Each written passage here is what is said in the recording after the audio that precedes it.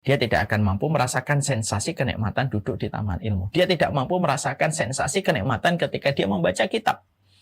Dia tidak mampu merasakan kenikmatan hati yang tenang ketika mendengarkan nasihat. Semuanya hilang. Padahal semua ketaatan itu pada dasarnya memberikan sensasi kenikmatan. Sebagaimana makanan memberikan sensasi kenikmatan dan kelezatan. Ketaatan itu memberikan sensasi kelezatan. Tapi ketika orang itu hatinya sakit, maka dia tidak akan merasakan apapun itu kecuali hanyalah beban. Dan justru dia sering meninggalkan ketaatan karena merasa tidak ada sensasi kelezatan yang dia rasakan ketika dia beribadah. Bahaya itu. Kalau hati orang itu sudah sakit. Kalau dibiarkan, dia menjadi mati. Dan para ulama salaf sudah mengingatkan, hati yang mati itu lebih parah dan lebih buruk daripada kematian. Kematian hanya menghentikan laju nafas yang ditarik oleh manusia ketika dia mati.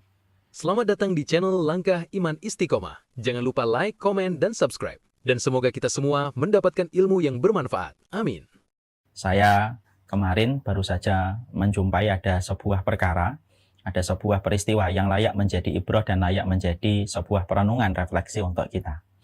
Ada salah satu jamaah anak muda, saya nggak pernah bicara dengan beliau, tapi sering menjumpai beliau dan melihat beliau di masjid. Dengan celana, dengan sarungnya yang khas, dengan kaosnya yang khas gitu. Ternyata beliau kemarin ketika sedang tidur, beliau dijemput dengan ajalnya. Beliau meninggal dunia. Allah semoga merahmati beliau. Usianya masih sangat muda, umurnya baru 23 tahun. Dan beliau akhirnya meninggal dunia. Padahal hari kemarin, sebelumnya saya masih menjumpai beliau berjalan keluar dari masjid. Yang menarik adalah, beliau ini adalah seorang pemuda yang baru datang ke masjid 6 bulan terakhir kalau tidak salah. Sebelumnya saya tidak pernah menjumpai beliau. Tiba-tiba saya menjumpai beliau hampir tiap hari di masjid dengan gaya sarungnya yang khas gitu. Dan ternyata beliau meninggal di usia yang sangat muda. Dan kemungkinan adalah penyakit jantung yang beliau derita dan menyerang kepada beliau. Disitulah kemudian saya berpikir ya, Masya Allah ya, ada banyak orang yang jauh lebih muda daripada kita. Tetapi Allah wafatkan mereka. Ada banyak orang yang mereka ketika kena pandemi COVID, mungkin mereka lebih muda pula daripada usia kita. Badan mereka juga lebih sehat dan bisa jadi mereka tidak memiliki komorbid. Tapi bisa jadi saudara-saudara kita banyak yang meninggal dunia walaupun usia mereka muda dan walaupun pola kehidupan mereka sehat. Dan itu pula yang menjadi perenungan untuk kita. Kita kadang-kadang lebih tua, ubahnya lebih banyak. Dan mungkin sebagian dari orang yang menderita COVID adalah orang yang juga punya komorbid. Tapi ternyata justru kita diselamatkan, lalu kita selamat dari COVID-nya dan selamat dari pandemi. Disinilah kita harus mengambil hikmah. Karena setiap peristiwa pasti memberikan hikmah dalam kehidupan. Salah satu hikmah yang kita petik dari kejadian ini adalah, kenapa Allah masih menghidupkan kita? Walaupun uban kita sudah kelihatan, walaupun sebagian dari kita sudah berusia lebih dari 30-40 tahun, tapi kenapa Allah masih sehatkan kita dan masih Allah berikan kesempatan hidup dalam kehidupan kita? Penting untuk kita ambil hikmahnya. Karena sesungguhnya Allah ingin supaya kita mengembalikan hati kita dulu sebelum nanti kita kembali jasad dan fisik kita kembali kepada alam barzah dalam kematian kita. Inilah yang menjadikan kita, semoga kita termasuk seorang penuntut ilmu yang tentunya selalu pandai mengambil setiap ibrah dari setiap kejadian yang ada di sekitar kita. Semoga Allah memberikan kepada kita afiat, Allah memberikan kepada kita keberkahan, dan semoga setiap peristiwa yang kita peroleh dan selamatnya kita sampai hari ini dari berbagai macam hal yang kita jumpai, maka supaya kita mampu mengembalikan hati kita terlebih dahulu sebelum nanti ajal kita datang menyapa kita. Orang yang beruntung adalah orang yang telah kembali hatinya sebelum kembali fisiknya. Alhamdulillah, tentunya senang sekali kami pada kesempatan hari ini berjumpa dengan kalian semuanya para penuntut ilmu. Pertemuan kita dan perjumpaan kita adalah perjumpaan yang luar biasa. Walaupun tampaknya sederhana, tetapi sesungguhnya taman ilmu adalah sebuah taman yang luar biasa. Sebuah taman yang menjadikan Allah mengabadikan setiap nama dari mereka yang berkumpul di taman ilmu. Sebuah taman yang menjadikan para malaikat ridho dan mengepakkan sayapnya kepada mereka yang berkumpul di taman ilmu. Dan menjadikan seluruh spesies yang jumlahnya ribuan yang ada di daratan hingga di lautan, yang kadang-kadang kita pun mungkin tidak mengenal semua spesies itu, mereka juga memintakan ampunan kepada kita ketika kita berkumpul di satu taman yang disebut dengan taman ilmu. Inilah bagaimana mempesonanya taman ilmu dibandingkan taman bunga, dibandingkan taman hiburan. Taman hiburan hanya menawarkan sensasi kepuasan. Taman bunga hanya menawarkan sensasi pandangan mata yang kita manjakan. Tapi taman ilmu memberikan kepada kita petunjuk. Karena dengan kita mendapatkan ilmu, kita akan memperoleh petunjuk. Kita akan menjumpai banyak pelita. Sehingga kehidupan kita tidak perlu kita meraba. Dan kita tidak perlu terperosok kepada jurang kerusakan. Selama kita memiliki pelita. Dan pelita itu adalah ilmu yang kita peroleh dari Allah dan Rasul-Nya. Tidak setiap orang diberikan oleh Allah kenikmatan untuk mencintai ilmu. Tidak setiap orang diberikan kenikmatan untuk duduk pada taman-taman ilmu. Jumlah mereka yang duduk pada taman ilmu, jumlah mereka limited edition. Dan betapa bergembiranya kita. Allah menjadikan kita termasuk orang yang sedikit. Allah menjadikan kita termasuk minoritas orang yang mau belajar, yang mau duduk di taman ilmu supaya kita mendapatkan petunjuk dan pelita.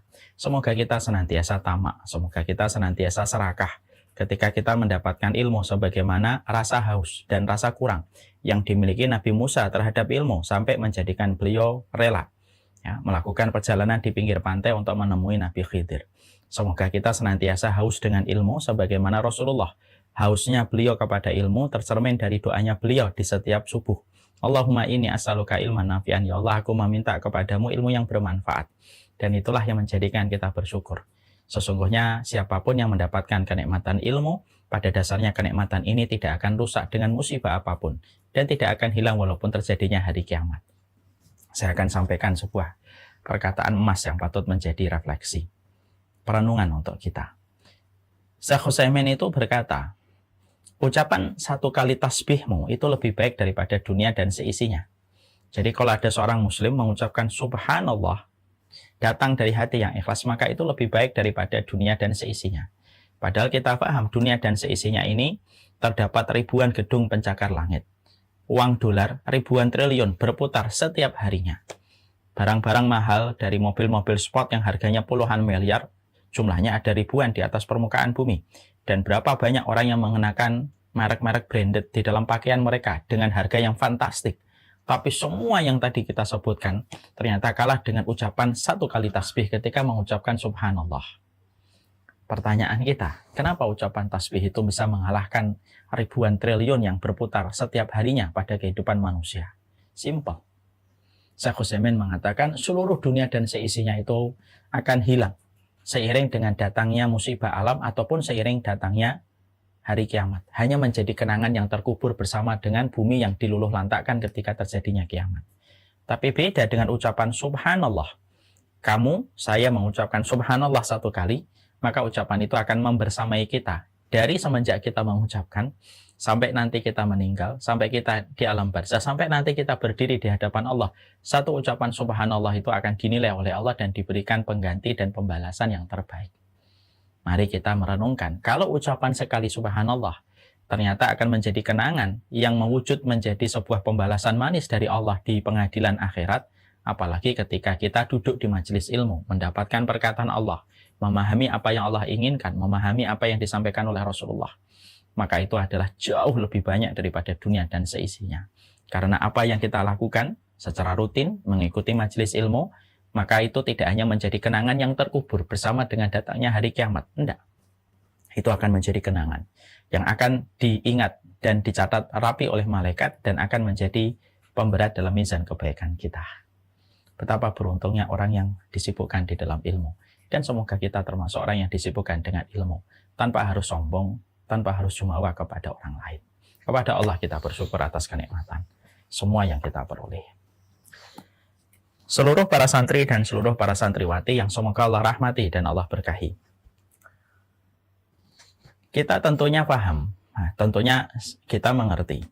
Ternyata kita memahami pemicu penyakit itu ternyata bukan hanya datang dari pola makanan, tapi sangat tergantung pada pola pikir dalam kehidupan kita selaku manusia. Dulu kita sering menyangka bahwasanya pemicu penyakit itu hanya datang dari pola makan. Memang betul pola makan itu merupakan salah satu pemicu berbagai macam penyakit. Tapi sesungguhnya pola makan itu jauh lebih rendah daripada pola pikir yang menjadi pemicu penyakit-penyakit berat dan serius dalam kehidupan kesehatan kita. Karena ternyata kalau kita berpikir negatif, kalau kita suka dendam, kalau suka kita berprasangka yang buruk, itu ternyata semua yang terjadi pada hati ketika melakukan itu, maka akan mengalir kepada darah dan yang akan terkena dampaknya adalah tubuh kita ketika kita melakukan berbagai macam pola pikir yang negatif. Itulah kata para dokter hari ini ketika mereka kembali memberikan sebuah riset. Ternyata pola pikir itu justru merupakan pemicu penyakit yang paling banyak. Jantung biasanya ada kaitannya dengan dendam. Penyakit lambung biasanya ada kaitannya dengan prasangka yang buruk kalau tidak salah. Dan itu ternyata betul-betul terbukti secara medis. Saya ketika mendengarkan penjelasan ini, Masya Allah ya, akhirnya saya teringat kepada sebuah hadis Nabi. Hadis ini adalah hadis yang terkenal sekali. Dan mungkin sebagian dari antum menghafalkan artinya. Hadis ini berkata, Ala inna fil jasadi mudghotun. Sesungguhnya di dalam tubuh kita ini ada segumpal darah. Fa'in saluhat, saluhatil a'malu kullaha. Fa'in fasadatil a'malu kullaha. Maka kemudian Rasulullah mengatakan, segumpal darah ini kalau baik, maka seluruh hal yang lainnya akan menjadi baik. Kalau segumpal darah ini buruk, maka yang lainnya pun akan menjadi buruk. Maka Nabi mengatakan, ala wahiyya al-qalbu, segumpal darah itu adalah daging, yaitu adalah hati manusia. Masya Allah ya. Kalau kita membaca hadis ini dengan penjelasan medis yang tadi saya sebutkan, akhirnya kita menangkap korelasi. Jadi yang disebutkan Nabi, kalau hati kita itu baik, hati kita itu bersih, maka yang akan baik itu bukan hanya ibadahnya, tapi kesehatan tubuh kita pun akan terjaga ketika hati kita bersih. Orang yang tidak punya dendam, orang yang tidak punya prasangka yang buruk, orang yang tidak berpikir negatif, orang yang tidak suka mencelah ketetapan takdir, orang yang ringan di dalam menjalani kehidupan, itu pada dasarnya adalah orang yang sangat minim kemungkinan dia terkena penyakit, kecuali memang ditakdirkan oleh Allah bagian dari ujian.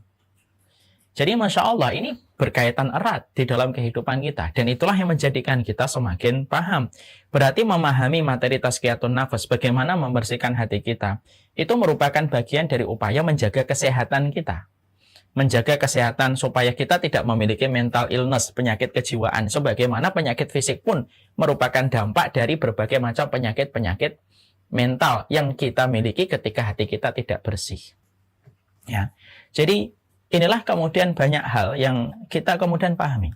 Makanya ketika saya ngobrol ya dengan Dr. Zaidul Akbar itu menyampaikan kepada kita kasus-kasus yang terjadi, banyak penyakit. Ketika dibedah penyakit itu, di breakdown, dicari historinya, itu selalu ada kaitannya dengan berbagai macam tekanan pada hatinya. Jadilah penyakit ini, jadilah penyakit itu. Disitulah kita terbuka mata kita. Oh Masya Allah ya. Kenapa materi tazkiyatun nafas termasuk materi yang cukup penting dan urgen untuk dibahas, dikaji, diamalkan, lalu diatur bagaimana aplikasi dan realisasi dari apa yang kita pelajari di dalam materi ini. Karena penting. Kalau kita sudah mampu menempa hati kita, mensucikan hati kita, lalu tidak timbul dendam yang kesuma, tidak ditimbul kemudian prasangka yang begitu buruk, akhirnya kita mudah memaafkan, mudah memberikan udzur, hidup kita tidak terbebani, kemudian kita tidak mencari pujian, tetapi kita betul-betul hidup kita mencari ridhonya Allah dan tidak terbebani dengan perkataan dan penilaian manusia. Orang kalau hatinya sudah bebas dari itu semuanya, bukan hanya menjadikan dia bertambah ibadah dan khusyuk kualitas ibadahnya, tapi bertambah sehatnya. Sekali lagi, pola pikir itu jauh lebih besar memberikan persentase penyebab penyakit daripada pola makan. Makanya masih ingat nggak kita di awal-awal pandemi, banyak mereka ahli medis mengatakan jangan terlalu takut berlebihan, karena justru yang membunuh kita itu adalah ketakutan. Ketika ketakutan itu berlebihan, dan takut berlebihan itu biasanya ketika hati kita tidak terjaga pada kesehatan. Inilah yang menjadikan kita akhirnya memahami. Ini loh pentingnya kita mempelajari tazkiyatun nafas. Makanya kita pada kesempatan hari ini akan melanjutkan materi tazkiyatun nafas kita.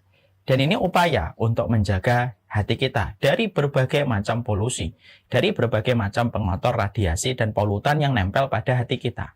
Berulang-ulang sering saya sampaikan kepada diri saya dan antum semuanya. Berulang-ulang saya sering menyampaikan bahwasanya hati itu merupakan organ tubuh yang paling cepat kotor. Karena tidak ada organ tubuh yang paling cepat kotor kecuali adalah hati. Dan sesungguhnya hati merupakan organ tubuh yang paling capek dan paling letih. Karena ketika mata melihat, yang merespon pertama kali dari apa yang dilihat oleh mata itu adalah hati. Ketika telinga kita mendengar sesuatu, yang paling cepat merespon itu dan akhirnya bekerja untuk merespon apa yang didengar telinga itu adalah hati. Jadi mata, kemudian telinga, dan apapun yang terjadi di sekitar kita, yang paling banyak merespon itu adalah hati. Makanya hati itu merupakan organ tubuh yang paling cepat lelah. Dan sesungguhnya hati itu merupakan organ tubuh yang paling cepat kotor. Nah, inilah yang menjadikan kita mempelajari materi tazkiyatun nafs, materi yang cukup penting bagi setiap penuntut ilmu. Dan ini termasuk amanah yang harus kita selesaikan. Karena penuntut ilmu, kata Imam Al-Ghazali rahimahullahu ta'ala, setiap penuntut ilmu harus menyelesaikan PR di dalam hatinya. Karena tidak akan berkah ilmu yang dia dapatkan selama hati yang memperoleh ilmu, hatinya itu kotor. Maaf ya, kalau ada orang mendapatkan ilmu, tetapi hatinya kotor, ilmu akan dijadikan pembenar atas semua sikap buruknya. Pernah nggak kita ngelihat ada penuntut ilmu kasar? Kalau ngomong mau menang sendiri. Kalau dijelaskan sedikit masukan, marah-marah. Padahal dia ngajinya sudah lama. Kata Imam Al-Ghazali rahimahullahu ta'ala. Kalau ada ilmu yang datang, yang merespon hati adalah hati yang kotor, maka ilmu hanya dijadikan menjadi pembenar untuk membenarkan setiap perilaku, perkataan, dan perbuatan yang dia lakukan. Tapi kalau kemudian ilmu yang datang direspon sama hati yang bersih, setiap hati yang bersih, ketika datang kepadanya ilmu, setiap hati yang bersih ketika mendapatkan ilmu, maka ilmu akan berusaha menjadi petunjuk dan mengendalikan apa yang harus dikerjakan. Nah, inilah yang menjadikan kita mempelajari kitab Tazkiyatun Nafs, karena ini merupakan bagian terpenting. Salah satu di antara amanah yang harus selalu kita lakukan, menyelesaikan PR hati dalam proses kita belajar. Karena saya tahu betul, selain kita belajar Tazkiyatun Nafs, kita belajar tafsir, kita belajar tematik, kita belajar bermacam-macam. Dan itu akan menjadi berkah ketika ditopang pada hati yang bersih, dan hati yang bersih itu harus dengan ilmu. Nah, saya beberapa waktu hari ini tiba-tiba muncul di timeline sosial media saya tentang sebuah peristiwa yang sebenarnya sudah terjadi 5 tahun yang lalu, tapi nggak tahu kenapa kok tiba-tiba hadir di timeline sosial media saya. Saya teringat ada sebuah kejadian, ingatkah kita dulu ada sebuah padepokan di mana banyak warga Jakarta yang mereka frustasi, mereka stres. Kemudian mereka pergi ke padepokan tersebut dengan sebuah niatan menenangkan diri, healing. Mereka ingin terapi supaya menenangkan hati mereka. Tidak ada yang tahu pada saat tiba-tiba padepokan itu muncul, menyeruak di keramaian masyarakat. Sampai beberapa waktu, tiba-tiba gemparlah masyarakat Indonesia ketika mendapati ternyata di padepokan itu sering terjadi pesta narkoba dan sering terjadi hubungan seks atau hubungan zina. Dan itu kemudian satu persatu orang memberikan testimoni. Kan kita kaget. Nah, inilah yang kemudian menjadi sebuah pelajaran untuk kita. Membersihkan hati itu harus dengan ilmu. Karena kalau kita membersihkan handphone saja harus dengan ilmu. Kita membersihkan iPad itu pun harus dengan ilmu. Apalagi membersihkan hati. Membersihkan iPad tidak bisa sama dengan membersihkan kamar mandi. Membersihkan kamar mandi tidak sama dengan membersihkan mobil. Setiap barang memiliki maintenance sendiri. Treatment sendiri di dalam membersihkannya. Membersihkan mobil ada sabunnya sendiri. Membersihkan iPad tentunya ada cairannya khusus. Membersihkan handphone juga terkadang berbeda dengan membersihkan barang-barang yang lainnya. Nah, di situ kita paham. Hati adalah organ yang paling cepat kotor. Maintenance, mentreatment, bagaimana hati kita tetap bersih. Itu tidak bisa dilakukan secara serampangan. Tetapi harus dilakukan dengan merujuk kepada referensi yang jelas. Supaya kita mampu menjaga hati kita. Sekarang kita sampai kepada halaman 332. Di sini disampaikan penyebab sakitnya hati. Ternyata tentunya pada pertemuan sebelumnya kita sudah membahas. Hati itu ternyata ada 3 kategori. Yang pertama ada hati yang sehat. Ya, dan kita sudah membahas indikator hati-hati yang sehat itu semacam apa. Yaitu sebagaimana yang kita jumpai, hati yang sehat itu adalah hati yang memiliki kerinduan untuk khidmah kepada Allah. Hati yang sehat itu tidak memiliki keinginan kecuali taat kepada Allah. Hati yang sehat itu bakhil betul dia terhadap waktu. Hati yang sehat itu adalah hati yang memuliakan dan mengagungkan sholat. Tidaklah ada perkara dan aktivitas yang dilakukan ketika sudah masuk waktu sholat. Hati yang sehat itu tidak pernah lelah untuk berzikir kepada Allah, dan hati yang sehat itu selalu membenarkan setiap perkataan Allah dan Rasul-Nya. Ini sudah kita bahas. Bahwasanya kategori yang pertama ada hati yang sehat. Ada hati yang kedua, ada hati yang sakit. Dan ada pula yang ketiga yang disebut dengan hati yang mati. Dan kita pada kesempatan hari ini, kita akan sampaikan kategori hati yang kedua, yaitu adalah hati yang sakit. Sebelum kita menjelaskan panjang lebar, di antara yang kita bahas dan kita kaji di dalam buku ini, pada halaman 32, sebelum kita membahas ini, saya ingin menyampaikan terlebih dahulu. Bahwasanya, hati yang sehat itu berbeda dengan fisik yang hati yang sakit itu beda dengan fisik yang sakit. Mari kita bedah, mari kita cari perbedaan antara jasad yang sakit dengan hati yang sakit. Terjadi perbedaan cukup mencolok antara hati yang sakit dengan fisik yang sakit. Fisik yang sakit menyebabkan kita tidak mampu mencicipi makanan dan minuman. Selezat apapun makanan dan minuman itu disajikan kepada kita. Itu ciri khasnya hati, itu ciri khasnya fisik yang sakit. Jadi kalau fisik kita lagi sakit, maka kita tidak mampu mencicipi nasi goreng, telur mata sapi setengah matang, jus mangga, jus alpukat, es jeruk ditambah es kelapa muda ditambah jeruk. Tidak mampu kita nikmati. Kenapa? Karena fisik kita sedang sakit. Berbeda ketika kemudian kita menjumpai, ketika kita mendapati bahwasanya hati yang sakit. Hati yang sakit itu adalah sebuah hati yang dia makanannya tetap lezat. Minumannya juga tetap lezat, ya. Dia mengkonsumsi berbagai macam makanan dan minuman yang lezat. Tetapi ketika dia mengkonsumsi, tetapi dia tidak mampu merasakan kenikmatan dan tidak mampu merasakan kelezatan di dalam setiap dia beribadah kepada Allah Subhanahu wa taala. Jadi dia tidak mampu merasakan kelezatan di dalam beribadah kepada Allah. Fisik yang sakit menyebabkan dia tidak mampu merasakan kelezatan makanan. Tetapi hati yang sakit itu tidak bisa menyebabkan kita merasakan kelezatan dan kenikmatan di dalam beribadah. Sholat tidak ada kenikmatannya, kemudian tilawah tidak ada kenikmatannya, ta'lim tidak ada kebahagiaannya, dan seluruh ketaatan itu pada dasarnya tidak ada kebahagiaan sedikit pun. Kenapa? Bukan karena ketaatan itu tidak memberikan rasa manis pada kehidupan kita. Ketaatan itu memberikan rasa manis. Kenapa ketaatan itu tidak memberikan rasa manis kepada orang yang mengerjakan? Karena yang mengerjakan hatinya sakit.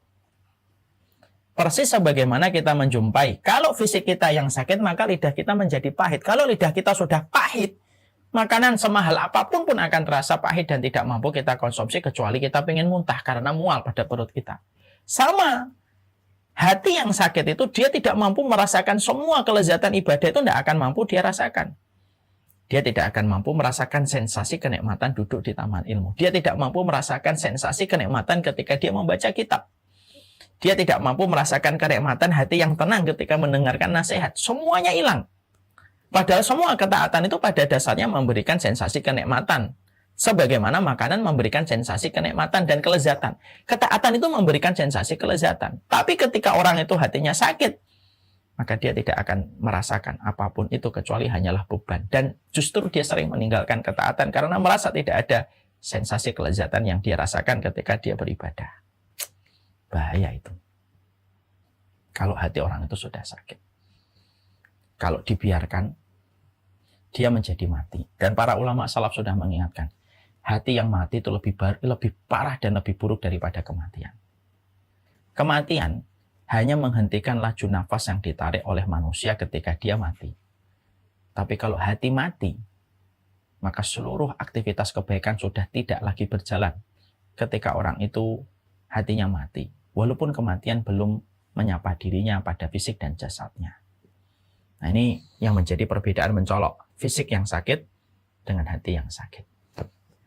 Perbedaan yang kedua antara fisik yang sakit dengan jasad yang sakit.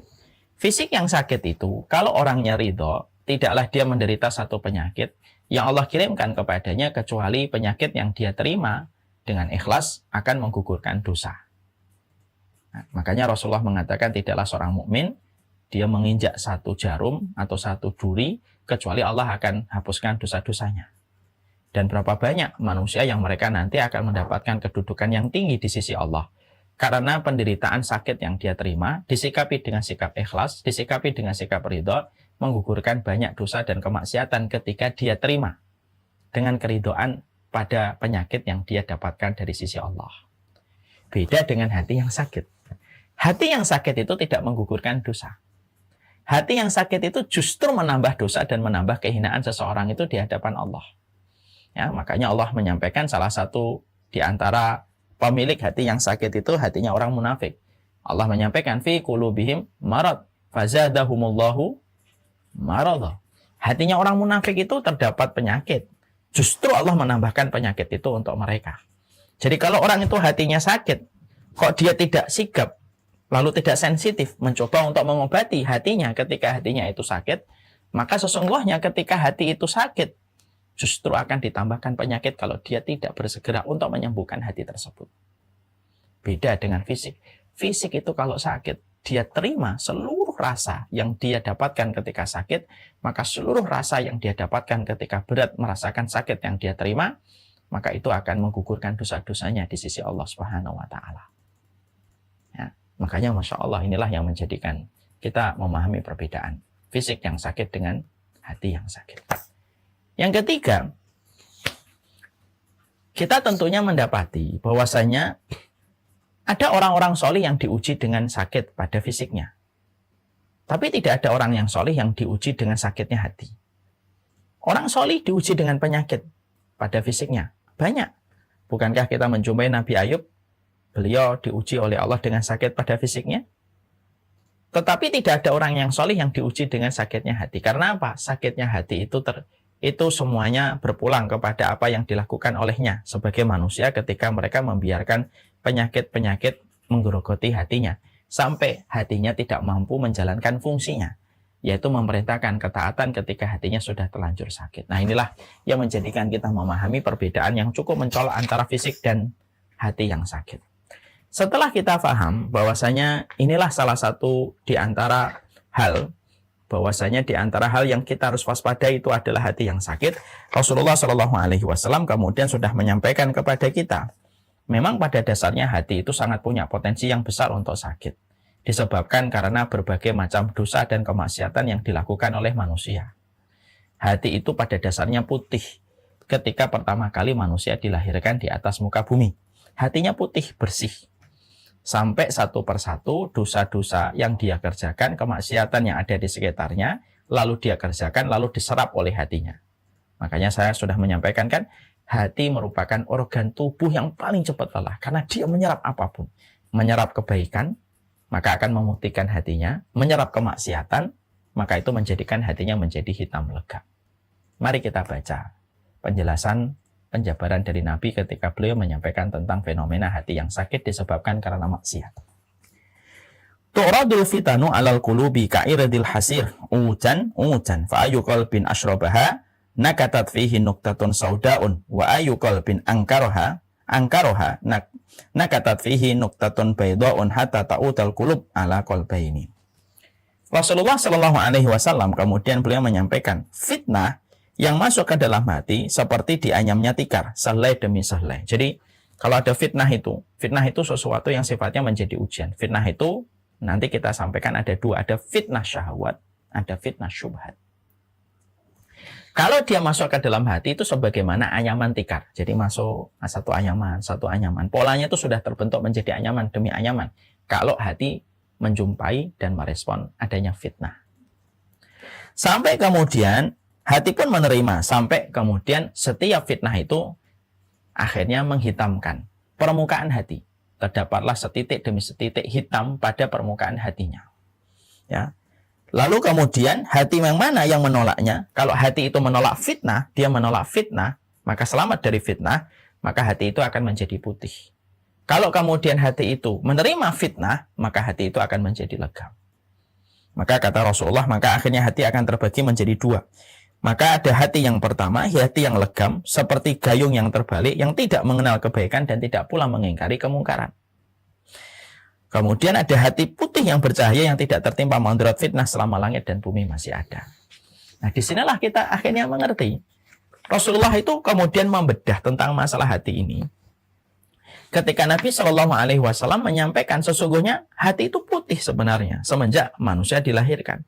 lalu terjadi berbagai macam fitnah yang ada di sekitarnya, sampai orang itu melakukan fitnah-fitnah di dalam hidupnya, maka hati itu menyerap sebagaimana tikar yang diayam. Jadi tikar itu kalau diayamkan begini, terus kemudian begini, menjadi anyaman. Maka setiap ada fitnah yang dikerjakan dan dilakukan membentuk satu titik hitam. Sampai akhirnya permukaan hatinya itu menjadi hitam legam. Sebagaimana gayung yang terbalik. Tidak tahu kebenaran, tidak paham, dan tidak pula mengingkari kemungkaran. Lalu kemudian, kalau hatinya menolak setiap fitnah, dia menjaga diri, dia mentalak dan dia menceraikan fitnah itu, maka hatinya terjaga dari putihnya dan hati itu akan bercahaya. Disinilah kita mendapati satu pelajaran penting ya. Berarti semua perkara di sekitar kita itu sangat mempengaruhi bagaimana kualitas dan kondisi hati kita.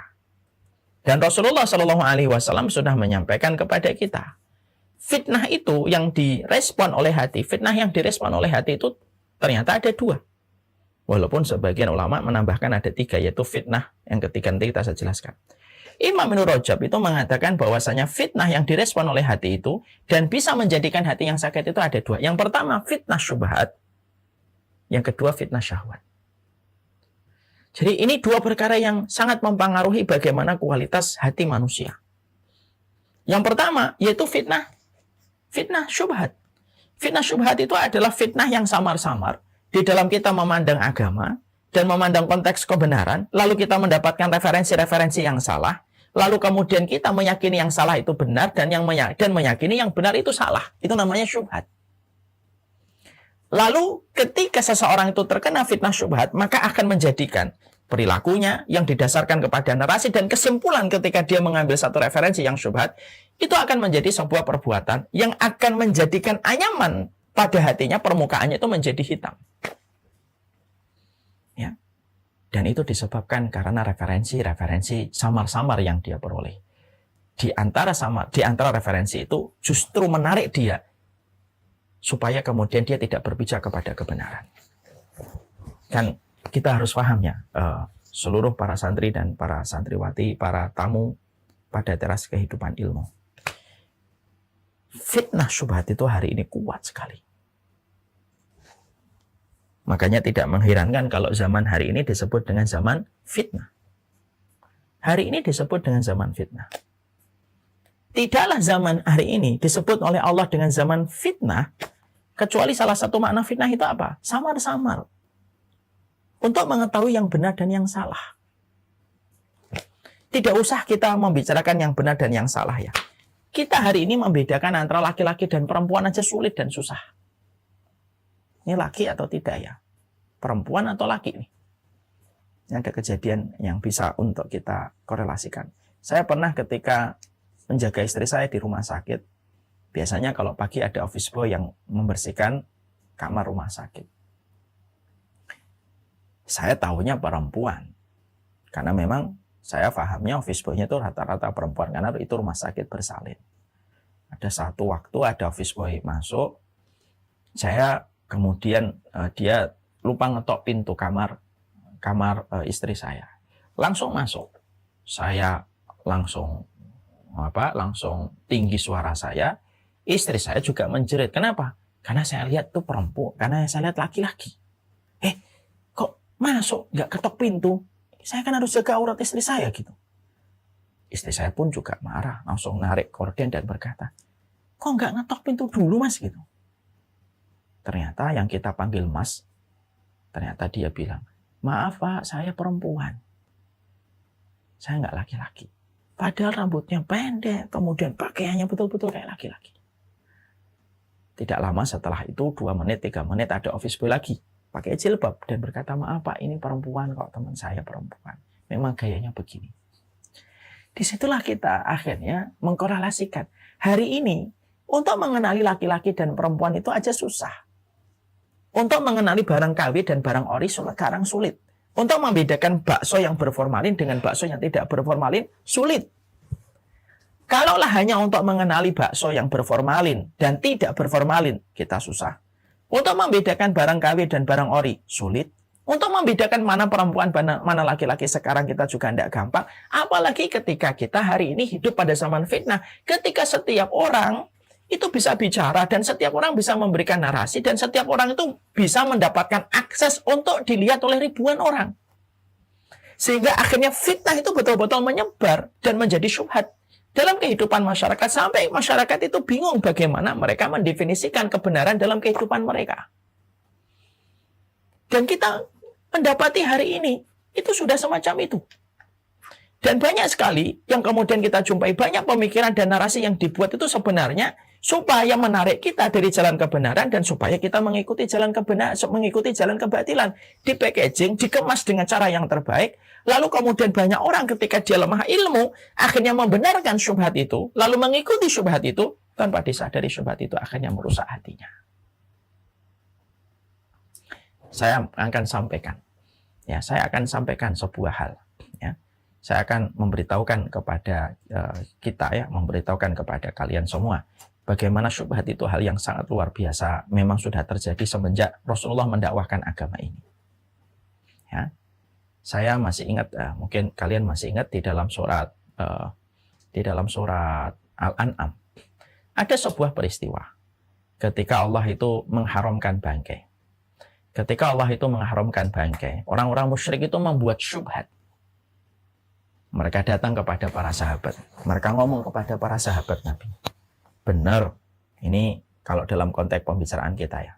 Benar nih, kalian mengharamkan bangkai itu. Para sahabat menjawab, iya, kami telah diharamkan bangkai. Lalu lihatlah narasi yang diberikan sama orang-orang musyrik. Kalian itu aneh deh. Bangkai itu yang mematikan Allah, kalian haramkan, tidak boleh dimakan. Padahal yang mematikan bangkai itu siapa? Allah. Sisi yang lainnya, kalian menghalalkan sembelihan tangan kalian. Padahal yang menyembelih itu tangan kalian. Lalu orang-orang musyrik berkata, sejak kapan tangan kalian itu lebih baik? Sejak kapan tangan kalian itu lebih suci daripada perbuatan Allah ketika mematikan hewan? Para sahabat yang saat itu sudah mengharamkan bangkai, tiba-tiba mendapatkan narasi yang semacam ini, mereka akhirnya berkata, oh iya juga ya, bukankah yang mematikan hewan itu adalah Allah? Tapi bukankah sembelihan itu adalah disembelih dengan tangan kita sendiri? Lah, kok kita menghalalkan yang disembelih tangan kita, tetapi justru mengharamkan apa yang diperbuat oleh Allah? Dan hampir para sahabat itu ingin menghalalkan kembali bangkai. Sampai Allah turunkan salah satu ayat di dalam surat Al-An'am. Ketika Allah turunkan di dalam surat Al-An'am maka itulah yang kemudian menjadikan kita akhirnya paham. Sampai kemudian Allah turunkan surat Al-An'am, dan surat Al-An'am itulah yang akhirnya yaitu kemudian kembali meluruskan pemahaman para sahabat Nabi. Disitulah kita akhirnya paham, disitulah kita ngerti betul, Masya Allah ya, bahwasanya itulah yang dinamakan syubhat. Syubhat itu kayak angin surga, tetapi di dalamnya itu memang jalan kerusakan. Syubhat itu merupakan perkara-perkara yang tampaknya dinilai baik, tetapi justru dia itu memerangi kebenaran. Dan ini termasuk salah satu perkara yang merusak hati. Ini termasuk perkara yang merusak hati. Contoh orang terkena syubhatnya kapitalis, sekulerisme. Pokoknya beragama itu sudahlah cukup di masjid, cukup di rumah, cukup di pesantren. Dalam konteks pasar, mal, negara, tidak usah menghadirkan agama. Supaya kemudian agama itu tidak usah terkotori dan ternodai dengan perilaku-perilaku yang tidak benar. Orang kalau membenarkan, rusak pikirannya. Akhirnya dia tidak sadar. Dia mengkapling-kapling agama, syariatnya Allah, hanya di tempat-tempat yang kecil. Dari pondok, rumah, masjid, musola, dan tidak boleh lebih daripada itu. Kalau orang mengatakan semua agama itu adalah baik, gitu ya, maka kemudian dia akhirnya tidak memiliki keyakinan kepada agama Allah, yaitu adalah Islam. Memang betul, semua agama itu baik, tetapi agama yang benar itu cuma satu, yaitu adalah Islam. Allah tidak meminta kita hanya menjadi baik, tapi Allah menyuruh kita supaya kita memilih yang baik dan benar. Dan itu yang menjadi sebuah petunjuk. Makanya hari ini kita ini dikepung dengan berbagai macam perkara yang bisa menjadikan seseorang itu kebingungan. Karena memang tidak mudah hari ini untuk menentukan arah mana yang harus kita ikuti. Kita ini harus betul-betul memberikan effort dan pengorbanan supaya betul-betul tahu yang benar itu benar adanya. Karena apa yang kita dengar, apa yang kita lihat itu bisa jadi merupakan hasil dari framing Yang tidak kita sadari di belakang mata kita mereka bekerja untuk merubah yang benar menjadi batil, yang batil itu supaya diserupakan menjadi yang benar. Dan itu yang dinamakan syubhat. Syubhat itu kalau sudah direspon, masuk ke dalam hati, merusak itu. Seluruh permukaan hati itu akan menjadi rusak. Lalu kemudian jadilah apa yang terjadi. Lalu menganggap dosa itu menjadi biasa. Menganggap perbuatan maksiat itu tidak apa-apa. Menganggap perbuatan-perbuatan yang diingkari oleh Allah dan dibenci oleh Allah itu tidak apa-apa dilakukan. Makanya doa yang harusnya tidak pernah kita lepaskan dalam keseharian kita. Dan ini merupakan bagian dari upaya untuk menjaga hati itu apa? Mintalah kepada Allah dengan doa yang diajarkan Nabi. Allahumma arinal haqqa haqqa warzuqna tiba'ah wa arinal batila batila warzuqna ijtinabah. Ya Allah, tunjukilah yang benar-benar adanya. Lalu kami diberikan kekuatan untuk mengikuti yang benar. Dan tunjukilah yang batil itu batil adanya ya Allah. Supaya kemudian kami mampu untuk meninggalkan kebatilan itu dan menjauhinya. Masya Allah. Inilah zaman yang disebut dengan fitnah. Dan fitnah syubhat ini berbahaya untuk kesehatan tubuh, untuk kesehatan hati kita. Banyak orang yang mereka mungkin tidak berzina. Mungkin mereka tidak minum khamr. Tapi mereka rusak cara mereka berpikir ketika tidak sesuai dengan apa yang dijelaskan konsep kebenarannya oleh Rasulullah SAW. Cukuplah musibah dalam agama bukanlah ketika kita tidak hafal Quran, tapi cukuplah musibah di dalam agama itu ketika konsep kebenaran yang kita yakini ternyata berbeda dengan konsep keyakinan kebenaran yang diajarkan oleh Rasulullah. Dan inilah perkara yang sejatinya bisa merusak kehidupan manusia, merusak hati. Dan orang kalau sudah terkena syubhat, matinya pun dia tidak merasa kalau dirinya melakukan perkara-perkara yang menyimpang. Mari kita belajar. Mari kita belajar. Dari sebuah kisah nyata dari seorang ulama. Ada seorang ulama yang memiliki nama Ibnul Farid. Ada seorang ulama yang memiliki nama Ibnul Farid. Atau yang disebut dengan Umar Al-Hamawi. Umar Al-Hamawi ini sebenarnya adalah orang yang baik, orang yang solih taat ibadah. Tapi Masya Allah, dia terkena syubhat. Terkena syubhatnya itu bagaimana? Dia meyakini ajaran hululiyah. Tahu ajaran hululiyah? Ajaran yang mengimani bahwasanya kalau makom seorang manusia semakin naik, maka dia akan punya kesempatan menyatu dengan dzatnya Allah. Jadi kalau Allah sudah menyatu dzatnya pada dirinya makhluk, maka makhluk itu khalik, khalik itu makhluk. Allah itu dia, dia itu Allah. Itu namanya ajaran hululiyah. Banyak orang mengingatkan, banyak orang memberitahu bahwasanya konsep berpikir dia kacau dan itu bertentangan dan menabrak konsep kebenaran yang qat'i dalam kehidupan iman. Tapi dia tetap bersikeras, dia tetap meyakini bahwasanya Allah itu bersemayam dalam tubuhnya makhluk. Kalau makhluk itu mencapai makom tertentu. Dan ternyata Allah memberikan sebuah pelajaran. Dimatikanlah ia dalam kondisi su'ul khotimah. Dan para ulama mengomentari kematian Ibnul Farid. Tidaklah Ibnul Farid mati. Tidaklah Ibnul Farid mati dalam kondisi su'ul khotimah walaupun dia rajin ibadah. Kecuali karena berpikir dia yang kacau. Ketika tidak sesuai dengan kebenaran yang disampaikan Rasulullah. Inilah yang dinamakan syubhat. Ya. Masih ingat tadi kisah yang tadi saya sampaikan masalah di Padepokan. Orang yang pergi ke Padepokan itu, mereka ingin menenangkan diri. Mereka ingin mencari ketenangan batin. Mereka tinggalkan hingar-bingar kehidupan kota di Jakarta. Mereka pergi ke Padepokan itu. Tapi ternyata di Padepokan itu terjadilah berbagai macam perilaku menyimpang. Pemakaian narkoba, adanya zina bebas atau seks bebas dilakukan. Yang menarik adalah orang yang pada saat itu berada pada Padepokan itu, mereka tidak menyadari kalau itu sudah melenceng jauh dari ketentuan agama. Tapi mereka tetap melakukan dan mereka itu sadar setelah ramai kejadian baru mereka itu seakan-akan sadar. Kenapa kok bisa semacam itu? Itulah dahsyatnya pemikiran syubhat. Kalau sudah menarik manusia dari jalan kebenaran dengan sebuah packaging yang indah, tetapi di dalamnya adalah jurang kerusakan. Karena banyak sekali syubhat. Ya, kita pernah menjumpai bagaimana ada orang ngaku wanita Imam Mahdi, tapi tetap ada pengikutnya. Kita pernah menjumpai sebuah kejadian ada orang yang digadang-gadang bisa memperbanyak uang yang ada di belakang badannya, lalu dia bisa memperbanyak uangnya. Padahal itu cuma tipuan. Itu pun juga memiliki banyak sekali pengikutnya. Itulah syubhat. Hari ini begitu banyak. Dan syubhat itu terus ada. Dan kita terus diarahkan, terus supaya kemudian kita betul-betul lepas dari jalan kebenaran. Mengatakan bahwasanya homo ndak apa-apa, karena itu bagian dari HAM. Ngapain mengurusi masalah ranjang dan masalah orientasi seksual manusia, itu selalu ditanamkan. Bagaimana kemudian ditanamkan, oh seks itu tidak apa-apa, zina selama atas dasar suka sama suka, selama atas dasar suka sama suka tidak bisa disebut dengan zina, itu pun ditanamkan terus saja. Dan syubhat itu betul-betul mengitari pada kehidupan manusia. Dan kita sudah diingatkan oleh para ulama, syubhat itu mengotori permukaan hati. Syubhat itu mengotori permukaan hati.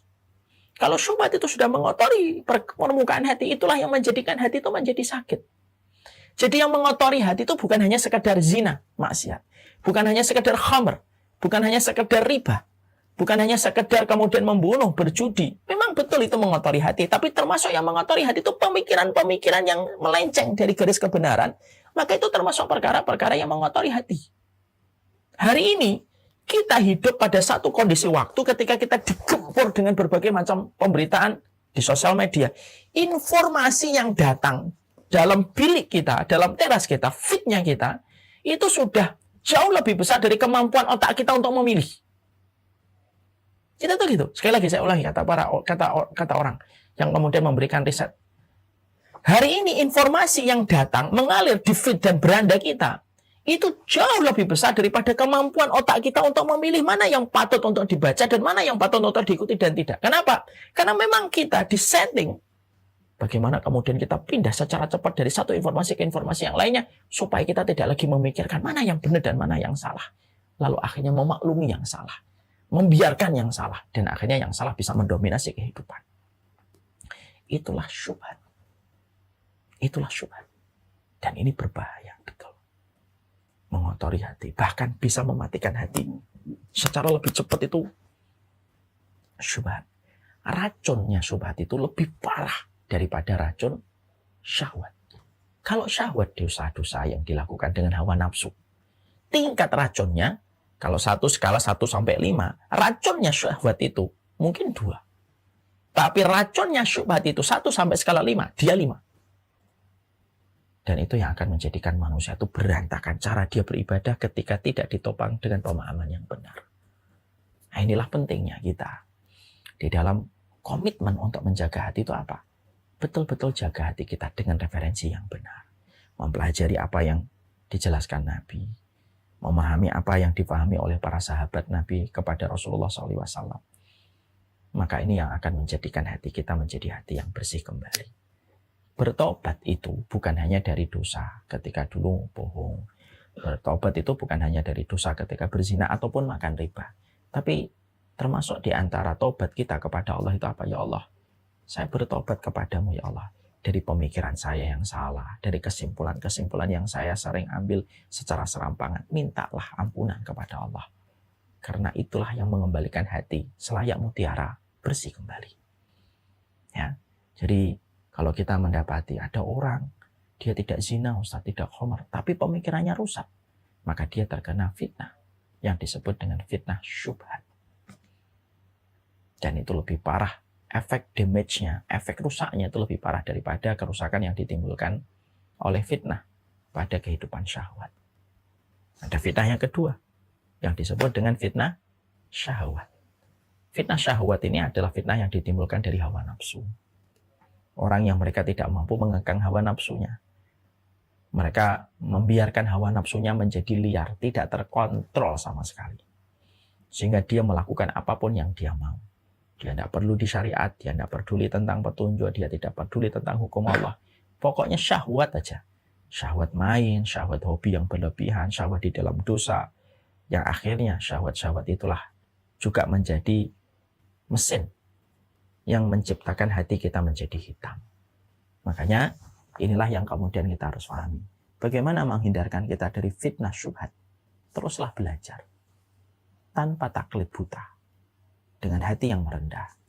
mengkaji setiap kebenaran yang datang dari Nabi dan para sahabat, maka itulah sejatinya yang bisa membebaskan kita dari fitnah syubhat. Bagaimana kita supaya mampu terjaga dari fitnah syahwat? Banyaklah bertaubat kepada Allah. Berkumpul sama orang-orang solih. Karena kebaikan orang solih itu membersihkan hati kita. Dan kebaikan itu menular, sebagaimana keburukan itu juga menular. Mengikuti kajian, menyibukkan dan memaksa kesibukan kita di dalam kebaikan itu merupakan cara mengendalikan fitnah syahwat dalam kehidupan kita. Nah, ini yang kemudian kita pelajari hari ini.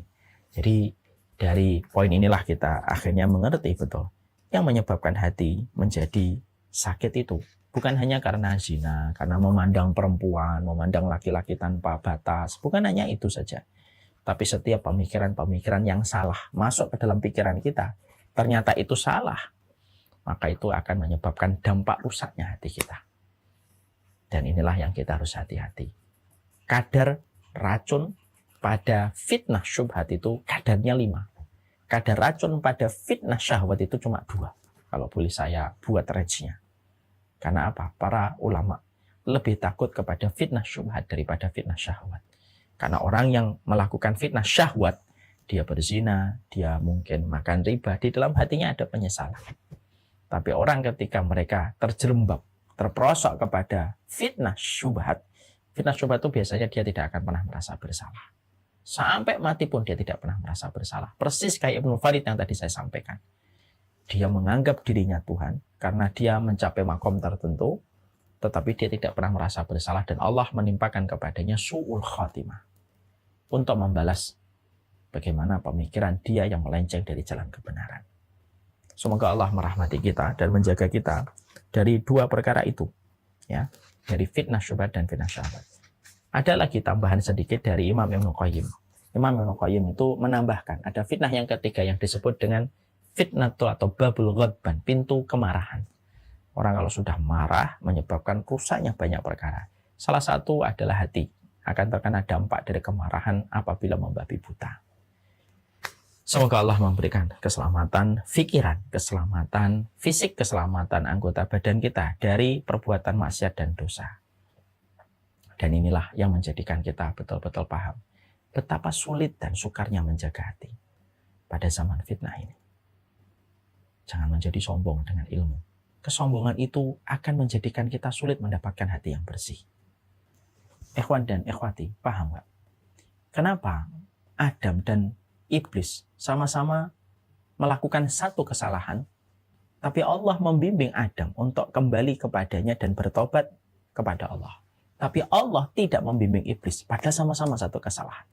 Apa kesalahannya Adam? Memakan buah yang diharamkan oleh Allah. Apa kesalahannya Iblis? Tidak mau bersujud kepada Adam. Kenapa sama-sama satu kesalahan, tetapi Allah membimbing Adam bertobat, tetapi Allah tidak membimbing Iblis untuk bertobat? Simple. Para ulama mengatakan, karena Adam tidak sombong dengan apa yang telah dia perbuat, tetapi justru hatinya merendah dan menganggap dirinya itu betul-betul zalim. Karena perasaan rendah hatinya seorang Adam, maka Allah membimbing Nabi Adam. Kenapa Allah tidak membimbing Iblis? Karena Iblis sudah melakukan kesalahan tapi sombong. Kebenaran dan kebersihan hati itu kayak air, hanya mencari tempat yang rendah. Semoga hati kita tetap merendah, tetap membumi. Semoga dengan itu kita terjaga dari fitnah syubhat dan fitnah syahwat. Syubhat yang samar-samar. Yang apabila kita terjerumus kepada kerusakan dan kebatilan tanpa disadari. Fitnah syahwat ditimbulkan dari syahwat dan hawa nafsu yang mendominasi manusia. 2 perkara itulah yang menyebabkan hitamnya hati menjadi lega. Wassallallahu ala nabiyina Muhammad walhamdulillahi rabbil alamin. Subhanakallahumma wa bihamdika asyhadu an la ilaha illa anta astaghfiruka wa atubu ilaika. Dan saya mohon maaf pada kesempatan hari ini kita tidak bisa membuka tanya jawab karena qadarullah saya ada udzur yang tidak bisa saya tinggalkan. Insya Allah pada kesempatan berikutnya kita akan berjumpa dan kita memiliki waktu yang lapang untuk membahas tanya jawab di antara kita supaya lebih terang apa yang kita pelajari dan menjadi lebih jelas. Ini yang dapat saya sampaikan. Jazakumullah khair. Jangan lupa ikuti The Homeland of Shalihin yang kita akan selenggarakan nanti di bulan Juni menjadi bagian dari sensasi ribuan orang yang menjadi penuntut ilmu. Ini yang dapat saya sampaikan. Assalamualaikum warahmatullahi wabarakatuh.